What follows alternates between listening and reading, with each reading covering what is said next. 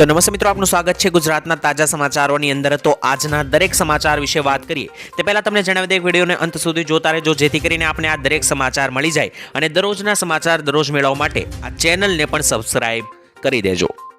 तो मित्रों, આજના પ્રથમ સમાચાર વિશે વાત કરીએ તો 348 ખેડૂતોએ લીધો સહાયથી ફોન। મિત્રો, તમને ખબર હશે ખેડૂતોને ફોન ખરીદવા માટે અને સ્માર્ટફોન ખરીદવા માટે સરકાર સહાય આપી રહી છે। જેમાં મિત્રો સોમનાથ જિલ્લામાં વર્ષ 2023-24માં સોમનાથ જિલ્લાના 348 જેટલા ખેડૂતોને સ્માર્ટફોનની ખરીદીનો લાભ થયો છે। આ ખરીદી પર મિત્રો 20 લાખથી વધુ રૂપિયાની સહાય ખેડૂતોને સરકાર તરફથી ચૂકવવામાં આવી હતી। જેમાં મિત્રો ગીર સોમનાથ જિલ્લામાં ભેટાળી ગામના સ્માર્ટફોન યોજનાના લાભાર્થી ખેડૂત વિજયસિંહ ઝાલાએ આ અંગે જણાવ્યું હતું કે સ્માર્ટફોન દ્વારા બિયારણો અને પાકોને રાખવાની કાળજી આ અંગેની સચોટ માહિતી સ્માર્ટફોન થકી સરળતાથી મળી રહે છે, જેથી સરકાર ખેડૂતોને સ્માર્ટફોન ખરીદવા સહાય આપી રહી છે, જે ખૂબ જ એક કામની યોજના છે। અને સ્માર્ટફોનથી પણ ખેડૂતોને ઘણું એવું ખેતરમાં ખેતી કઈ રીતના કરવી તે પણ મિત્રો સ્માર્ટફોનના માધ્યમથી તેમને સારી રીતે ખબર પડી શકે છે। ત્યારબાદના સમાચાર વિશે મિત્રો વાત કરીએ તો મહિલાઓને 3 લાખ રૂપિયા સુધીની સહાય આપવા પાત્ર રહેશે। જેમાં મિત્રો કેન્દ્ર સરકાર અને રાજ્ય સરકાર દ્વારા મહિલાઓના હિતમાં અનેક પ્રકારની યોજનાઓ ચલાવવામાં આવે છે। તેમાં મિત્રો ઉદ્યોગીની યોજના નામની એક મહત્વની યોજનાનો સમાવેશ થાય છે, જેમના વિશે લગભગ તમે નહીં જાણતા હોય તો આ વિડીયોની અંદર જાણી લેજો। મિત્રો, આ યોજના દ્વારા મહિલાઓ પોતાનો વ્યવસાય શરૂ કરી શકે છે। મિત્રો, ઉદ્યોગીની યોજના હેઠળ મહિલાઓને કોઈ પણ વ્યાજ વગર લોન આપવામાં આવે છે અને આ યોજના દ્વારા સરકાર તે તમામ મહિલાઓને નાણાકીય સહાય પૂરી પાડે છે, જેમાં પોતાનો વ્યવસાય કરવા માટે લોન લેવા માંગે છે જે પણ મહિલા તેને આ યોજનાની અંદર સારી સહાય મળશે। અને ઉદ્યોગીની યોજના હેઠળ મહિલાઓના ખાતામાં મહત્તમ 3 લાખ રૂપિયા સુધીની લોન મેળવી શકો છો। 18 થી લઈને 55 વર્ષની મહિલાઓ માટે આ યોજનાને જાહેરાત કરવામાં આવી છે અને આ યોજના હેઠળ મિત્રો લોન લેવા માટે મહિલાઓને કોઈ પણ પ્રકારની ગેરંટી આપવાની જરૂર નથી। તો જે પણ મહિલાએ પોતાનો વ્યવસાય શરૂ કરવો હોય અને પૈસાની જરૂર હોય તે મિત્રો આ સહાયની અંદર 3 લાખ રૂપિયાની સહાય મેળવી શકે છે। ત્યાર પછીના સમાચાર વિશે મિત્રો વાત કરીએ તો નરેન્દ્ર મોદીએ ત્રીજા કાર્યકાળ માટે મોટા એલાનો કર્યા છે। એટલે કે મિત્રો આગામી 5 વર્ષમાં જો ફરી એકવાર મોદી સરકારની સરકાર બનશે તો મિત્રો શું શું બદલાવ થશે તેમના વિશે તેમણે એલાનો કર્યા છે। જેમાં સૌપ્રથમ 5 વર્ષમાં પાઇપલાઇનમાંથી ગેસ આપવામાં આવશે। બીજું મિત્રો વાત કરીએ તો આગામી 5 વર્ષમાં બુલેટ ટ્રેનની ભેટ મળશે ભારતને। 5 લાખ રૂપિયાની સુધીની મફતની સારવાર દરેક લોકોને મળશે।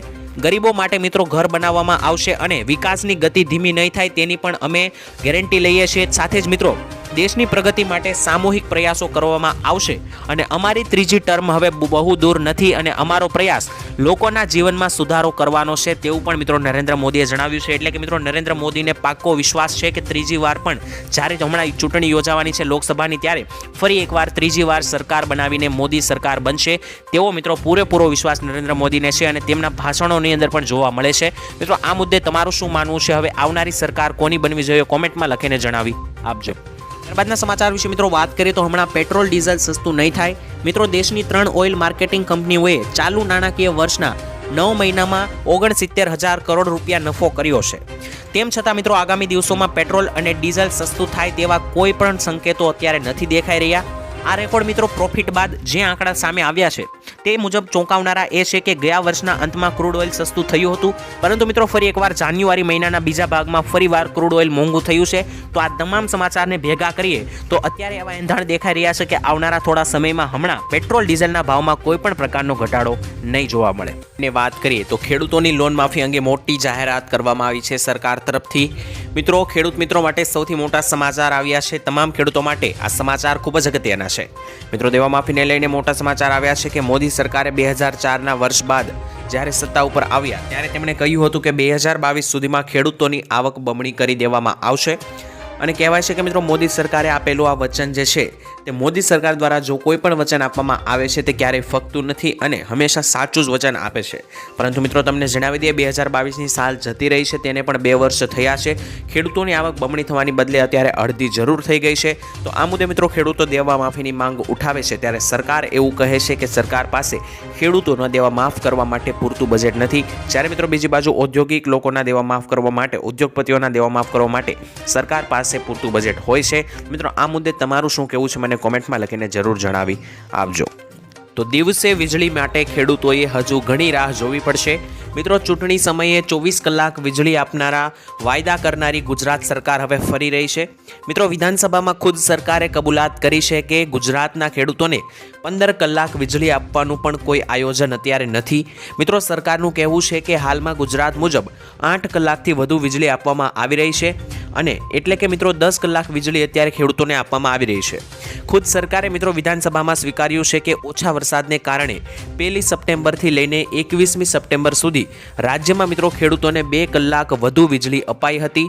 જોકે મિત્રો સરકારે સ્પષ્ટ શબ્દોમાં કહ્યું છે કે હાલમાં મિત્રો રાજ્યમાં 15 કલાક વીજળી આપવાની કોઈ પ્રકારની યોજના સરકારની નથી। આમ મિત્રો ગુજરાતના ખેડૂતોએ 24 કલાક વીજળી માટે હજુ ઘણો સમય રાહ જોવી પડશે। તો મિત્રો તમને જણાવી દઈએ, જ્યારે ચૂંટણી હતી ત્યારે સરકારે એવી ગેરંટી આપી હતી, વાયદો કર્યો હતો કે અમે ખેડૂતોને 24 કલાક વીજળી આપીશું, પરંતુ મિત્રો અત્યારે સરકારે એવું જણાવ્યું છે કે હજુ મિત્રો આ વીજળી માટે ખેડૂતોએ ઘણી રાહ જોવી પડશે। ત્યારબાદ મિત્રો જોઈએ તો દેવા માફી અંગે એક મોટા સમાચાર પ્રાપ્ત થયા છે। હમણાં મિત્રો ખેડૂત માટે સૌથી મોટા સમાચાર આવ્યા છે। ખેડૂતોના દેવા માફીને લઈને મોટા સમાચાર સામે આવ્યા છે। મિત્રો ગુજરાતના માથે કુલ 43 લાખ ખેડૂતો એવા છે કે જેના માથે અત્યારે દેવું છે અને આ ખેડૂતોનું દેવું એમનેમ નથી થઈ જતું। મિત્રો આવી કુદરતી આફતો વારંવાર આવે છે, જેવી કે અતિવૃષ્ટિ સર્જાઈ જાય છે, ખેડૂતોનો પાક નિષ્ફળ જાય છે અને વાવાઝોડા પણ ક્યારેક ક્યારેક આવી જાય છે। તેમજ મિત્રો ખેડૂતોને ઘણી વખત નકલી બિયારણોનો પણ શિકાર બની દેવામાં આવે છે, જેના કારણે મિત્રો પાક નિષ્ફળ જતા હોય છે। આ તમામ આફતોને કારણે ખેડૂતોના પાકને નુકસાન થાય છે, ખેડૂતોને પૂરતું વળતર પણ મળતું નથી અને સરકાર પણ પૂરતું વળતર આપતી નથી। મિત્રો બજેટમાં ખેડૂતોને આશા હતી કે ખેડૂતોને બજેટ 2024ની અંદર દેવા માફીને લઈને અથવા થોડી ઘણી લોન માફીને લઈને સમાચાર પ્રાપ્ત થશે, થોડું ઘણું દેવું માફ કરશે સરકાર, પરંતુ આ બજેટની અંદર સરકારે દેવા માફીને લઈને કોઈ પણ પ્રકારનો ઉલ્લેખ કર્યો નથી। આ અંગે મિત્રો ખેડૂતોમાં અત્યારે રોષ જોવા મળ્યો છે। ત્યારબાદના સૌથી મોટા સમાચાર વિશે મિત્રો વાત કરીએ તો અંબાલાલ પટેલે મોટી આગાહી જાહેર કરી છે। મિત્રો ગુજરાતમાં ખેડૂતો માટે ફરી એકવાર માઠા સમાચાર સામે આવ્યા છે। હવામાન નિષ્ણાંત અંબાલાલ પટેલનું અનુમાન છે કે આ ફેબ્રુઆરી મહિનામાં રાજ્યમાં ઠેર ઠેર માવઠાઓ ગુજરાતમાં પડશે અને મિત્રો આગામી 5 અને 6 ફેબ્રુઆરી સુધીમાં કચ્છમાં કમોસમી વરસાદના ઝાપટા પડવાની પૂરેપૂરી શક્યતા છે।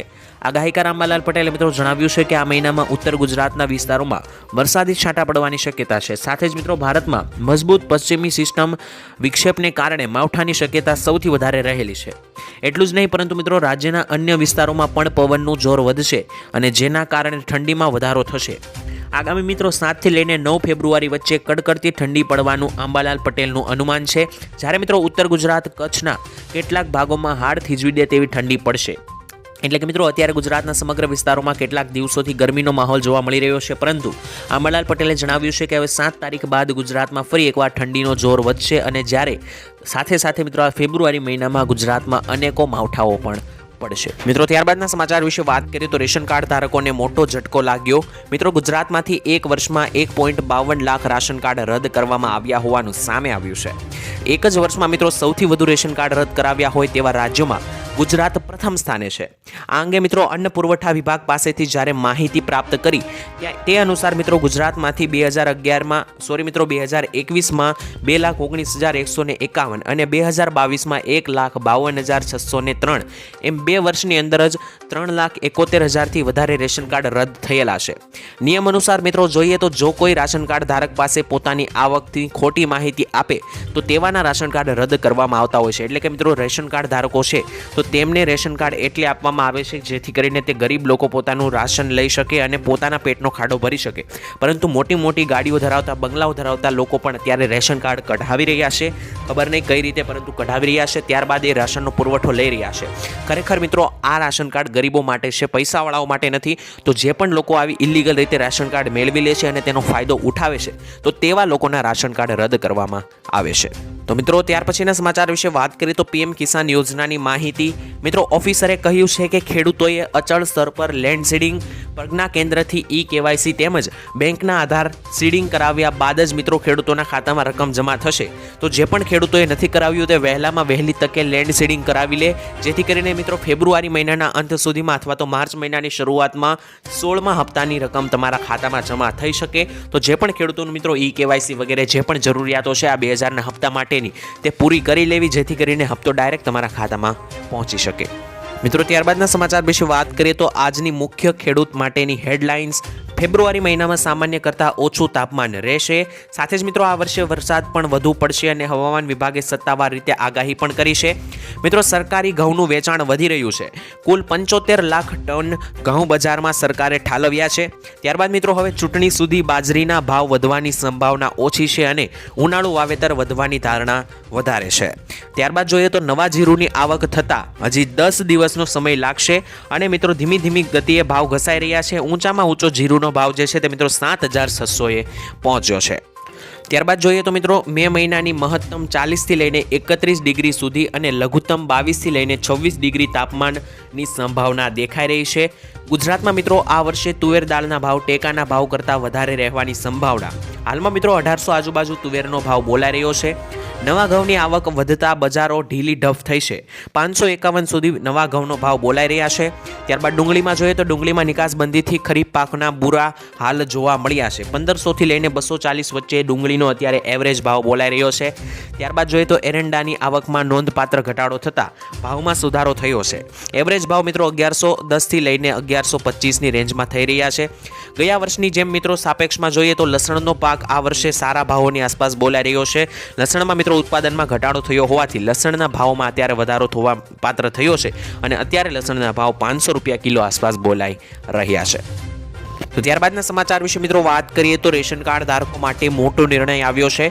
મિત્રો રાજ્યભરમાં 3 મહિના કે તેથી વધારે સમયથી અનાજ લેવા માટે નહીં જનારના રેશન કાર્ડ સાયલન્ટ કરવામાં આવી રહ્યા છે। તો મિત્રો તંત્ર દ્વારા સાયલેન્ટ થઈ ગયેલા રેશન કાર્ડ ફરી શરૂ કરવા માટે ખાસ ઝુંબેશ ચલાવવામાં આવી રહી છે, જેને લઈને મિત્રો રાશન કાર્ડ ધારકોને જાણવું ખૂબ જ જરૂરી રહેશે। ત્યારબાદના સૌથી મોટા સમાચાર વિશે મિત્રો વાત કરીએ તો ચૂંટણી પ્રચારમાં બાળકો પર પ્રતિબંધ મૂકવામાં આવ્યો છે। મિત્રો ચૂંટણી પંચે લોકસભાની ચૂંટણીની તૈયારીઓ શરૂ કરી છે, ત્યારે મિત્રો પંચે પક્ષો અને નેતાઓને કડક સૂચના આપી છે કે ચૂંટણી પ્રચારમાં બાળકોનો ઉપયોગ ના કરવો જોઈએ। ઈસીએ કહ્યું કે સામાન્ય ચૂંટણી પ્રચાર દરમિયાન બાળકોને પેમ્પલેટ વેચતા, પોસ્ટર ચોંટાડતા કે સૂત્રોચ્ચાર કરતા અથવા તો રેલીઓના પાર્ટીમાં ઝંડા લહેરાવતા જોયા તો બાળ મજૂરી સંબંધિત તમામ કાયદાઓ હેઠળ કાર્યવાહી કરવામાં આવશે। એટલે કે મિત્રો કહેવાનું એવું છે કે તમે જોયું હશે ચૂંટણીના પ્રચારોની અંદર બાળકો ઝંડા લઈને અથવા તો પોસ્ટર ચોંટાડવા, પોસ્ટર વહેંચવા આવતા હોય છે, તો મિત્રો તેમની પર પ્રતિબંધ મૂકવામાં આવ્યો છે અને કહેવામાં આવ્યું છે કે આ દરેક કાર્ય કરતા જો બાળકોને જોવામાં આવશે તો બાળ મજૂરી સંબંધિત તમામ કાયદાઓ હેઠળ કાર્યવાહી કરવામાં આવશે।